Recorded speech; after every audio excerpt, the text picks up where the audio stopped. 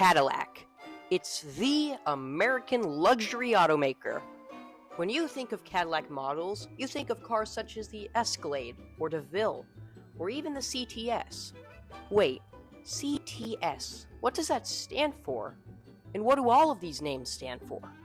Hello, I'm the Car Kid, and today I will be explaining what these names abbreviate to, as well as why Cadillac is doing this. Let's get started. To start, why has Cadillac been using a random arrangement of 3 letters to name their cars recently? Well, it all started in the 1970s and 80s. Mercedes and BMW were starting to get popular in the US, and they were eating up all of Cadillac's sales. Cadillac tried to compete with the Germans by releasing models like the Elante and Cimarron, but most of these failed. Later, Cadillac was going to try and release more competing models, but this time with the powers of art and science. But they didn't want these to be a failure like the last ones, so they thought, what were we missing last time we tried to compete with the Germans? Good quality? No, all Cadillac models are top quality. Attractive looks? Nah, all Cadillacs are beautiful. Wait, the names.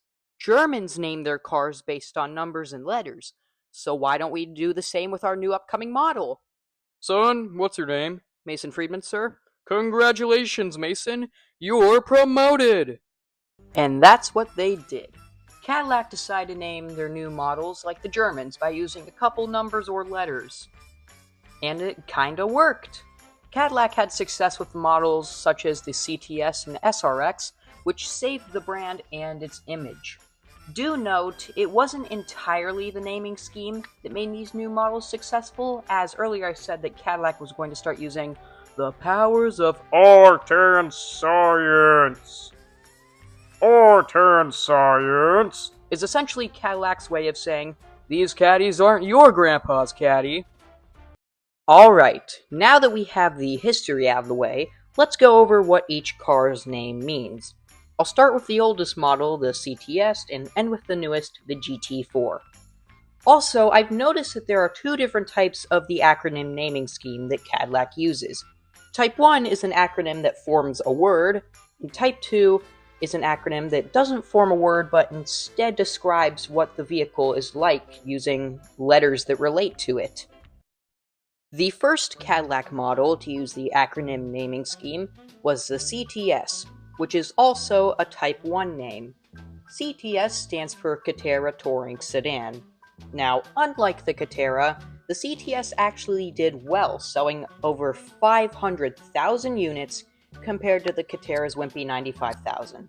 I know 95,000 cars isn't all that bad, but the Catera was only on the market for 5 years, and compared to the CTS's 500,000 cars, it is a pretty puny number. Next up is the SRX, which has a Type 2 name. In the automotive world, certain letters often stand for certain things. For example, S often stands for sport, R often stands for race, and X stands for something like experimental or all-terrain. For the Cadillac SRX, it's along the lines of sport, race, all-terrain. After the SRX comes the XLR, and XLR stands for something along the lines of experimental or exclusive, luxury, and finally roadster. The XLR was kind of like the Elante 2, because both were roadsters and both failed. We're back to naming cars after older ones with the DTS, which stands for DeVille Touring Sedan. Here's a cool tidbit about the DTS. One DTS was used by George W. Bush as his presidential state car for 4 years. I must say, Mr. Bush, you have good taste in cars. The next vehicle is the BLS, which stands for Business Luxury Sedan. I don't have much to say about this car other than it's a Saab 9.3 with a suit on and no ignition in their center console. Heck, it was even sold in Sweden with the 9.3.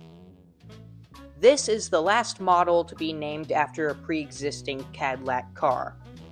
The Cadillac STS stands for Seville Touring Sedan, and can you guess what platform it rides on? GM's Sigma platform. I feel like there's some kid out there watching this and laughing their butt off. If so, then congrats! You're immature. This next car is interesting. Instead of being named after an older model or having each letter describe the vehicle, it's named after the platform it rides on.